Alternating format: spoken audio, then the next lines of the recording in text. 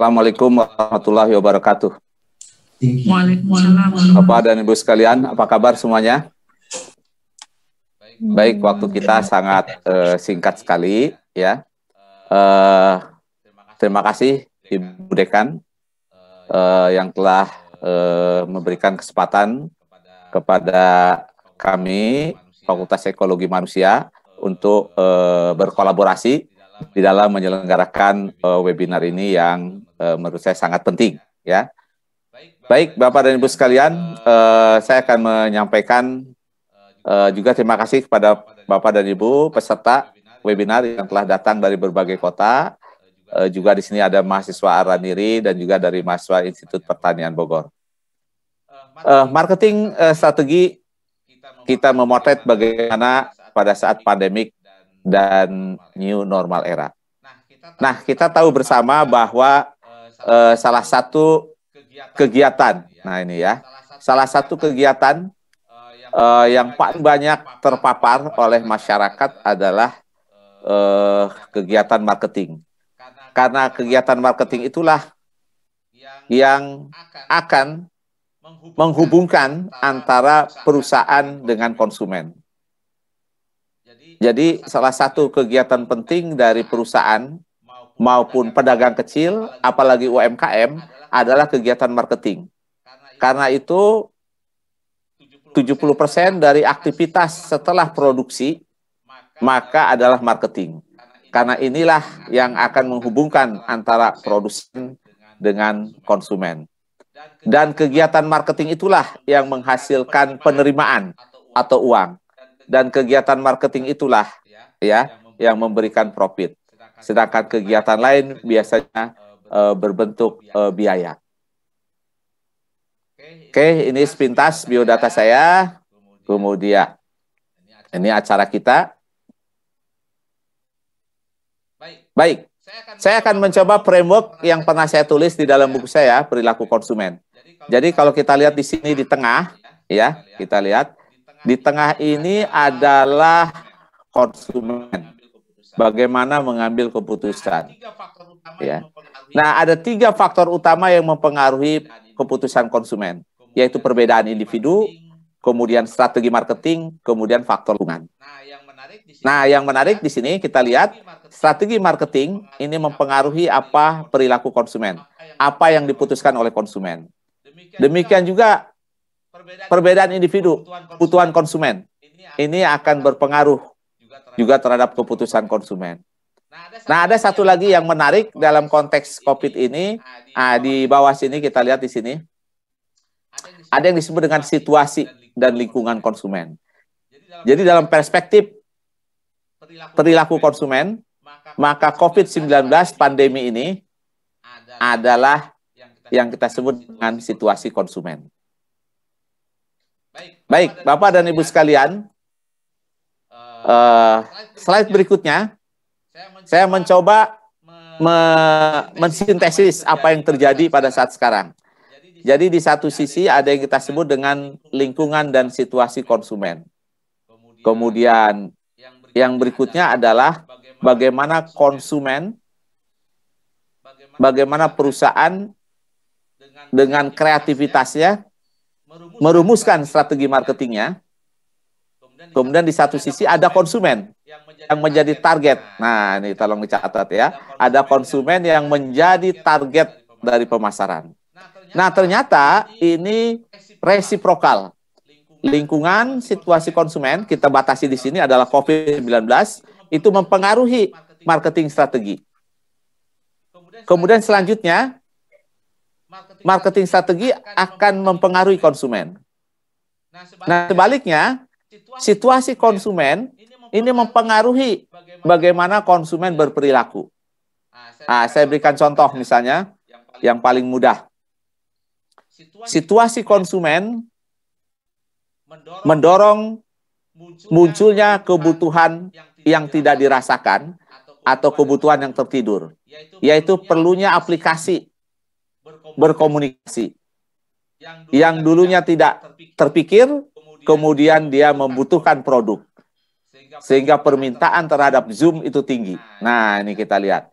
Jadi permintaan penggunaan Zoom yang begitu tinggi, ini demand-nya tinggi adalah perilaku konsumen. Ya, perilaku konsumen didorong oleh situasi konsumen pandemi. Sehingga orang harus banyak bekerja di rumah, berkomunikasi menggunakan aplikasi. Nah, selanjutnya perusahaan menyadari permintaan terhadap Zoom itu sangat tinggi. Karena itu dia harus menjaga komitmen layanan yang baik dari untuk konsumennya. Apa yang dia lakukan? Maka dia merumuskan kembali ya strategi marketingnya supaya memiliki citra yang baik. Nah, ini dia ya. Memiliki citra yang baik di mata konsumen. Apa yang dia lakukan? Yaitu memperbaiki sistem security-nya, sistem keamanannya. Ya. Jadi saya ulangi, sistem security-nya, kemudian sistem keamanannya. Nah, jadi bagaimana ini hubungan timbal balik? Ya, situasi lingkungan yang mendorong perusahaan mengubah dan merumuskan strateginya. Nah, saya tidak akan berbicara mengenai definisi marketing strategi. Ya, jadi ada keterkaitan antara tiga hal: marketing strategi, consumer behavior, dengan lingkungan dan situasi konsumen. Jadi kalau saya bisa mengatakan dengan satu kata, apa yang dimaksud dengan marketing? Marketing kalau saya rumuskan dengan satu kata, marketing is creativity. Pemasaran adalah kreativitas. Nah, ini kita lihat ya. Jadi saya mencoba mensintesis bahwa marketing itu tidak lain adalah kreativitas.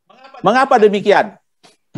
Karena kreativitas itulah yang akan menentukan suatu perusahaan berhasil ataupun tidak. Ya. Semua perusahaan, semua eksekutif perusahaan, semua pegawai, semua pengusaha dari mulai yang paling kecil sampai yang paling besar, nah saya ulangi ya, dari mulai yang paling kecil sampai yang paling besar melakukan aktivitas marketing. Semua konsepnya sama, semua buku yang dibaca mungkin sama, mau di Amerika, mau di Eropa, mau di Australia, di Amerika Latin, teksnya sama.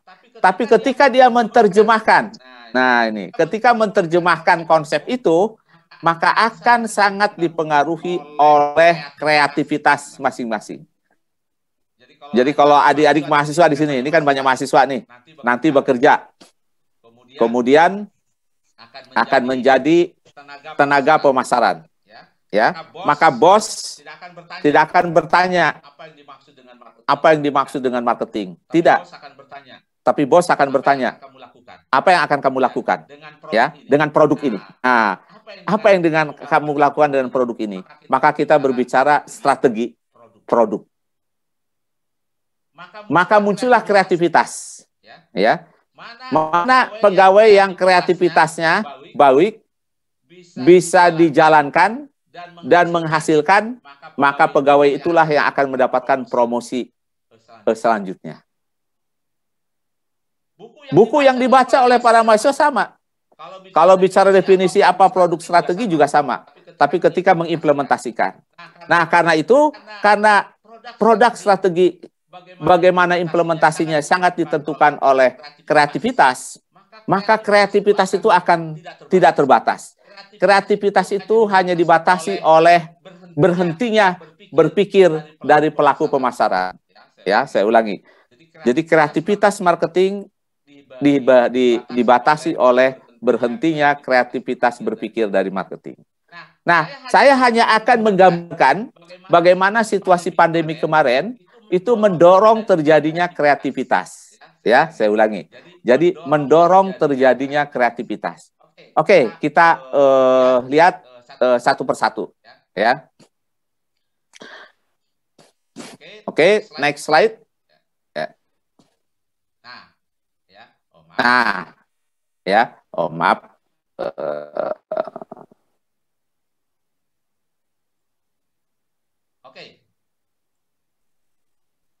Oke.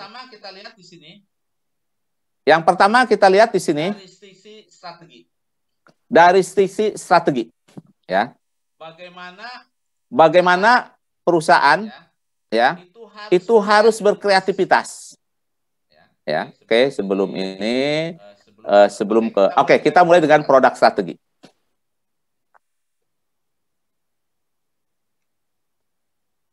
Produk strategi ini yang paling dasar, karena produsen menjual apa yang dibutuhkan oleh konsumen. Ya, nah ternyata muncullah berbagai macam produk diversification. Ya, di mana perusahaan UMKM yang memiliki skill dan keahlian, dia mencoba menawarkan produk yang tidak pernah dibuatnya. Masker kain, hand sanitizer, produk kemasan lebih besar, ini yang kita sebut dengan kopi literan. Kemudian face shield, ya, untuk penutup wajah. Kemudian jamu herbal. Bahkan pemilik warung yang sepi dengan pengunjung, juga memproduksi sambal botol. Ya. Nah, kemudian kita lihat berikutnya, misalnya City Trans, Daytran, dan Big Bird harus melakukan survival innovation. Ya, dari mulai yang semula mengantarkan penumpang, sekarang mengantarkan barang. Dia harus switch. Kemudian banyak orang di rumah menjadi kotor. Tidak ada waktu untuk membersihkan. Muncullah on-demand cleaning service. Ya.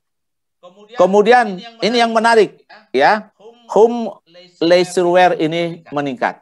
Banyak perusahaan-perusahaan ternama ini juga menawarkan pakaian-pakaian yang nyaman untuk di rumah, ya, branded yang bermerek, ya. Nah, kemudian produk, ini Citari mengeluarkan produk untouchable product karena orang takut memegang, ya, benda di sekelilingnya. Kemudian peralatan di toilet dibuat sedemikian rupa sehingga menjadi otomatis, tidak disentuh, tetapi bisa melakukan beberapa fungsi. Nah, jadi kreativitas di dalam produk strategi akan sangat tidak terbatas, tergantung dari kemampuan berpikir dari orang-orang yang terlibat di dalamnya. Ya. Nah, yang berikutnya adalah asuransi, ya, yang sebelumnya tidak mengcover corona, kemudian dia mengcover corona insurance, ya. Kemudian frozen food,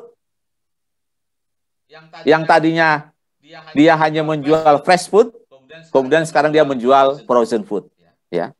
Nah, kemudian jasa hotel dan jasa penginapan juga menawarkan orang, ya, untuk bekerja di hotelnya maupun di apartemennya. Nah, yang kedua pricing strategi.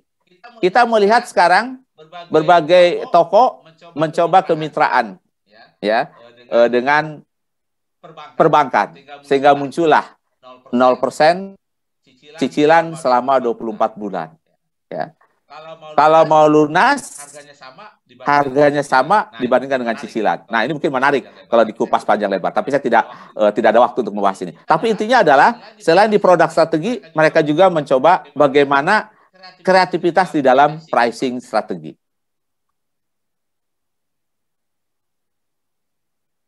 Kemudian berbagai perusahaan online memberikan beragam diskon, ya, untuk menarik konsumen.